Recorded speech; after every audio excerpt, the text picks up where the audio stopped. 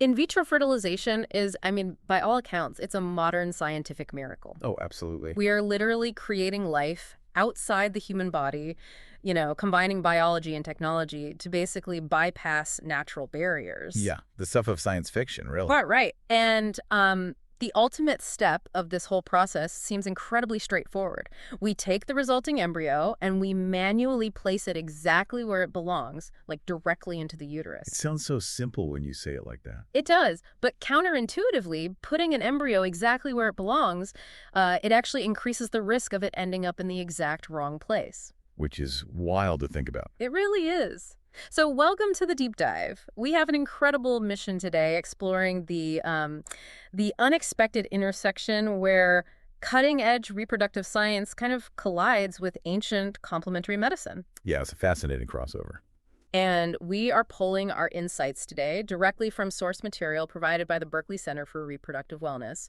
Our goal is to understand not just why this mechanical paradox happens, but, how a massive emotional and financial investment is being protected by treating the human body as an interconnected system. It's such an important perspective shift. Okay, let's unpack this, starting with the fundamental and frankly terrifying math of IVF and ectopic pregnancies. Yeah, the math is really where the paradox becomes undeniably clear. Right. So in a spontaneous natural conception, the rate of an ectopic pregnancy, which is, when an embryo implants outside the main uterine cavity, almost entirely in a fallopian tube, is relatively low. Okay, so what are we talking number-wise? It hovers around like 1 to 2%. Gotcha. So it is a small number, but the medical reality of that 1 to 2% is severe. Oh, incredibly severe. I mean, a fallopian tube is this very narrow, delicate structure. It has zero capacity to stretch and support a growing embryo. Right, it's just not built for that. Exactly. If an embryo implants there, it is a life-threatening medical emergency. It requires immediate intervention to, prevent the tube from rupturing. So in the natural world, it's a rare but incredibly dangerous roadblock. But the sources highlight a massive shift when we enter the clinical world. Yeah, this is where it gets concerning. Right. For the general population of women undergoing IVF, that ectopic rate doesn't go down, it jumps. We go from that 1 to 2% baseline up to roughly 1.4 to 5.4%. Yeah. And the literature shows that in some series, it spikes up to like 8.6%. And we must look at the extreme end of the data to really fully grasp the scope of the problem here. Okay, lay it on me. For patients who are pursuing IVF specifically because they have tubal factor infertility, meaning, their fallopian tubes are already damaged or blocked or compromised in some way, the risk of an ectopic pregnancy can soar to approximately 11%. 11%? Wow. Yeah.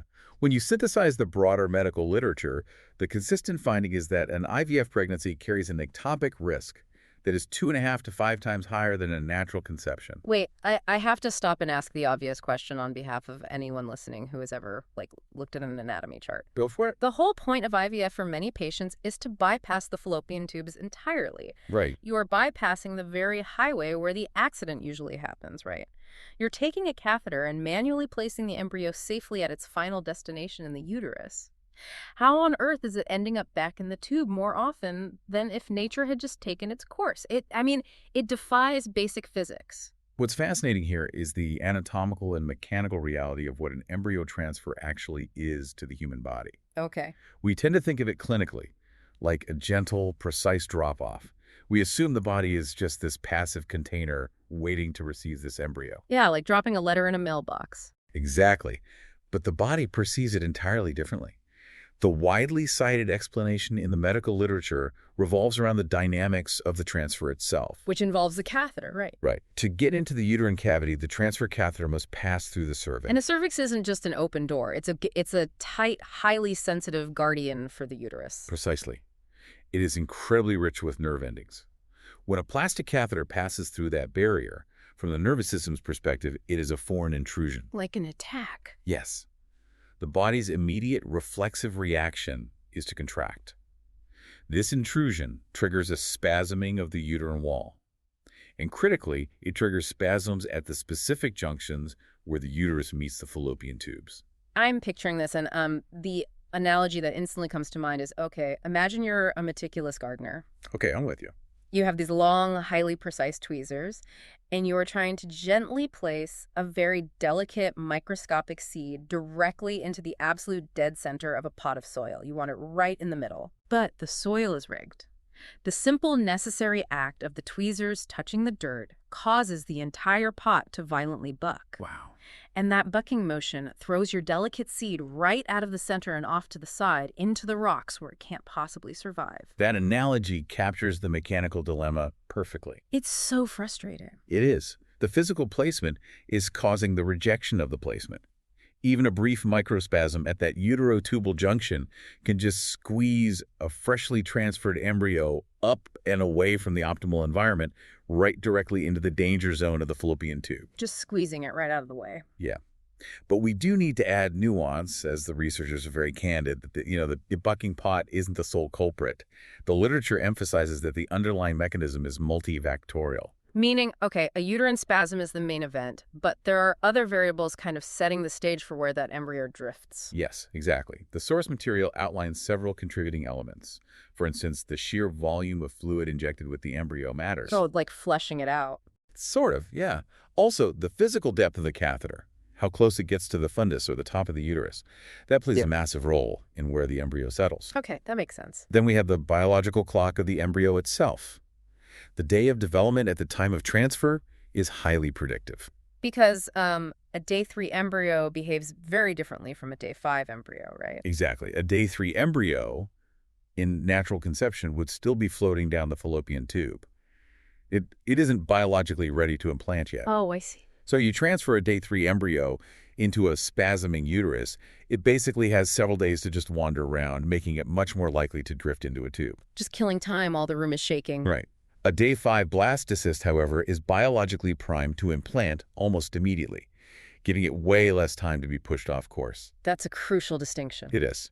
And finally, researchers point to pre-existing tubal damage.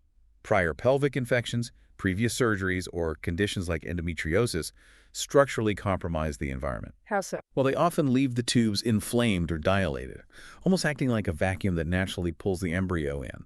So the spasm triggered by the catheter is the catalyst, but it's acting upon a highly complex pre-existing environment. Which brings us to a massive practical question.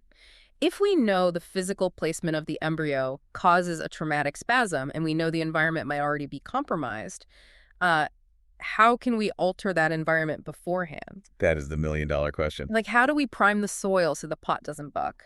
The source material introduces acupuncture here, and I have to be honest, I need to play the skeptic for a second. Please do. We are talking about microscopic 21st century cell biology and highly advanced medical transfers. And the proposed solution to a mechanical uterine spasm is sticking tiny ancient needles into the skin. I know, it sounds. How does that hold up to modern scientific scrutiny? It holds up remarkably well when you stop looking at the body as isolated parts and start measuring systemic function, specifically blood flow. Okay, blood flow. Yeah, the primary focus of utilizing acupuncture in the pre-transfer window is to dramatically alter the vascular environment of the uterus. We aren't just guessing that it makes the patient feel relaxed. We are actually watching the blood vessels change behavior. Wait, so how do researchers actually prove that? You can't exactly look inside a functioning, intact uterus with the naked eye to see if blood is flowing better. That is the historic challenge right there. But the sources highlight how modern diagnostic imaging has finally caught up to this ancient modality. Oh, like ultrasound. Exactly. Multiple randomized and observational studies have utilized Doppler ultrasound to measure the precise blood flow to the uterine lining. Doppler technology basically bounces sound waves off moving red blood cells, allowing doctors to map vascular networks. And the data from those mappings is what really shifts the paradigm here. There's a study from 2023 that stands out in the notes, published in the Chinese Journal of Integrative Medicine. An incredibly rigorous trial. They ran a single-blind, randomized controlled study. To prove this wasn't just a placebo effect, they compared women receiving authentic acupuncture against a control group receiving sham acupuncture. Sham acupuncture, so like fake needles. Sort of. It involved placing real needles, but superficially in non-therapeutic spots. So the patient thinks they are getting the treatment, but they aren't hitting the actual points. Ah, clever. And they use 3D power Doppler ultrasounds around the days of egg retrieval and the actual transfer. Yes. They weren't just looking at a flat image. They were evaluating the multidimensional blood flow parameters of the endometrium. What did they actually find? They found a quantifiable structural difference in the vascular network. Really? Yes, and this is broadly corroborated.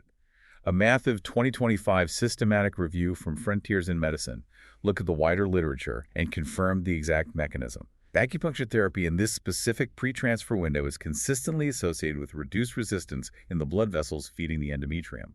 Let's break down reduced resistance for a second. We are talking about the difference between trying to force water through a tight, constricted cocktail straw versus a wide, relaxed garden hose. That is the exact hemodynamic principle, yeah. Huh. The tiny vessels feeding the uterine lining dilate and relax. When resistance drops, the volume of blood freely flowing into the tissue naturally increases. So it's just opening the floodgates. Pretty much. This surge in local blood supply delivers more oxygen, more nutrients, and more hormones directly to the tissue. And that leads to a measurable increase in overall endometrial thickness. Wow. In reproductive endocrinology, combining all these optimized factors creates a state known as endometrial receptivity. Endometrial receptivity. It's a fantastic term because it implies a biological eagerness. I like that. Yeah, you aren't just forcing an embryo into a sterile cavity. You are physically prepping a rich, heavily oxygenated environment that is biochemically ready to catch and nourish that embryo. You're optimizing the physical ground, building the most robust soil possible before you even attempt the transfer. Here's where it gets really interesting, because having incredibly rich, receptive soil doesn't fundamentally solve the spasm problem, does it? No, it doesn't. The catheter still has to pass through the cervix. The alarm bells are still going to ring. How does this integrative approach actually stop the post-catheter spasm from throwing the embryo into the fallopian tube? This brings us to the post-transfer strategy, which pivots from blood flow directly to the central nervous system. Okay. The working hypothesis, detailed in a 2025 PMC clinical summary, is heavily mechanistic. It explores how acupuncture acts as an override switch for the body's stress response. So we are moving beyond just dilating blood vessels and talking about basically hacking the brain's communication with the organs. Correct. We have to look at evolutionary biology here. Right. Under immense physical or emotional stress, the body enters a sympathetic state, the classic fight or flight response. Sure, survival mode. Exactly.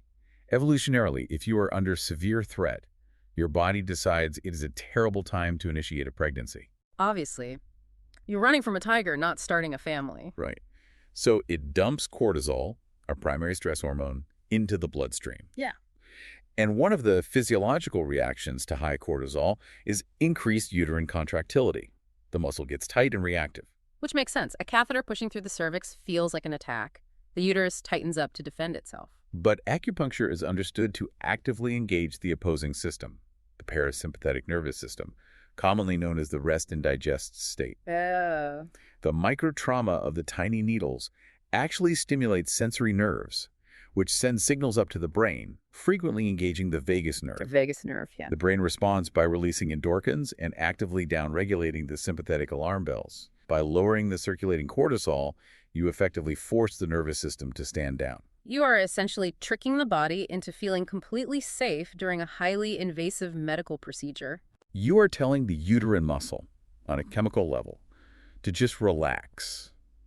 Clinical summaries consistently describe a resulting reduction in uterine contractility following this treatment. Incredible. A uterus that is actively kept calm, that is chemically blocked from spasming in those crucial hours after a catheter has deposited an embryo, is a uterus fundamentally positioned to let that embryo remain safely in the cavity. It is genuinely profound. We are using a modality that is thousands of years old to chemically instruct a major internal organ to ignore the physical trauma of modern surgical tubing. It's quite a contrast. But, a mechanism is just a theory until it hits the clinic. Is there hard data showing this actually results in more babies? There is a landmark piece of evidence that we absolutely must discuss.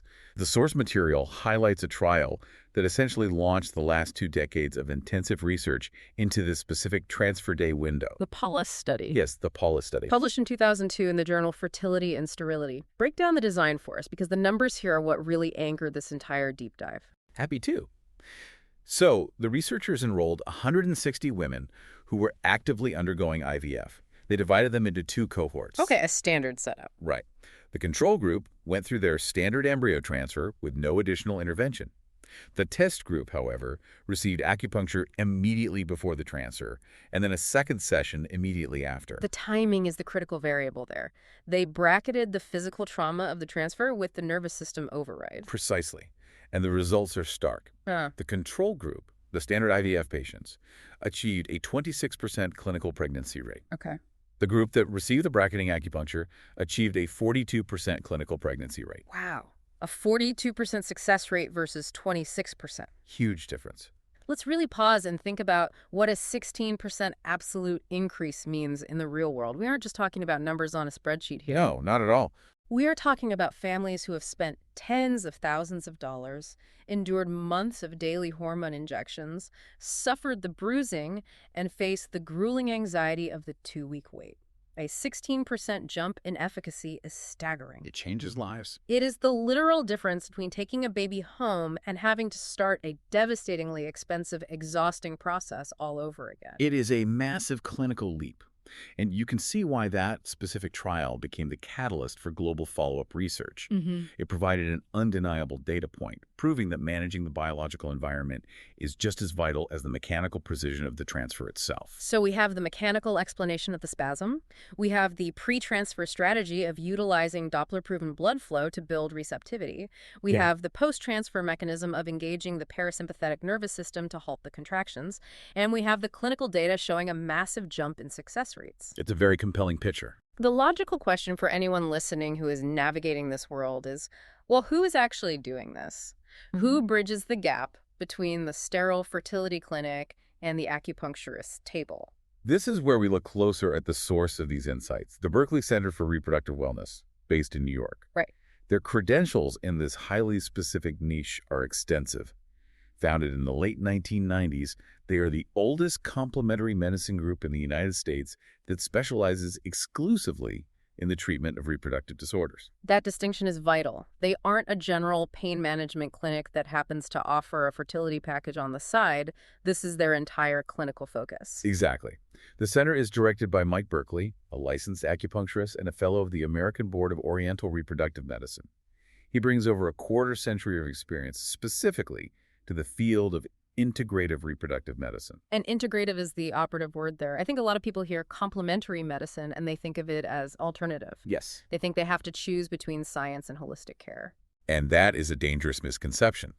The Berkeley Center does not present this as an alternative to IVF. Patients are absolutely not canceling their egg retrievals to just drink herbal tea. Right, it's not either or. Exactly. It is a true, highly coordinated integration. They utilize acupuncture, nutritional support, and advanced modalities like low-level light therapy. Let's actually touch on that because low-level light therapy sounds like something out of a sci-fi novel or worse, internet pseudoscience. I get that reaction a lot. How does shining a light on someone help them get pregnant? It is rooted in a highly documented biological process called photobiomodulation. Big word. I know, but the concept is simple. Certain specific wavelengths of red and near-infrared light can penetrate the skin and tissue. When those light particles hit the cells, specifically the mitochondria, which are the powerhouses of our cells, they stimulate an increase in the production of ATP, or adenosine triphosphate. ATP is essentially the cellular energy currency. Exactly. By boosting ATP, you are literally giving the cells more energy to function, repair, and replicate. Oh, that makes sense. In the context of fertility, this can help older ovaries function more efficiently, or help the cells of the uterine lining build a thicker, healthier endometrium.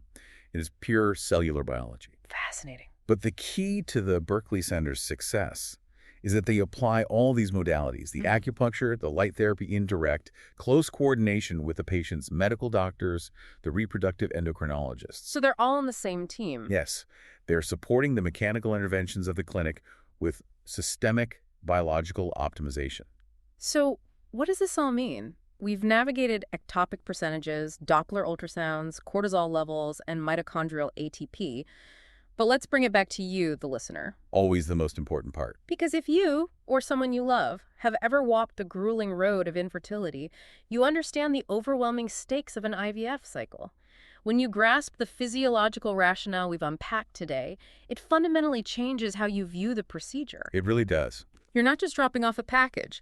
A well-perfused, highly receptive lining going into the transfer, paired with a calm, chemically relaxed uterus coming out of it, is about giving that incredibly hard-won embryo the absolute best possible biological chance to survive and implant safely.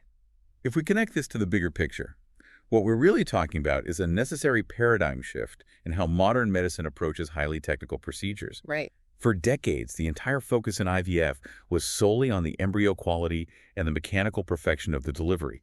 Those elements are undeniably vital.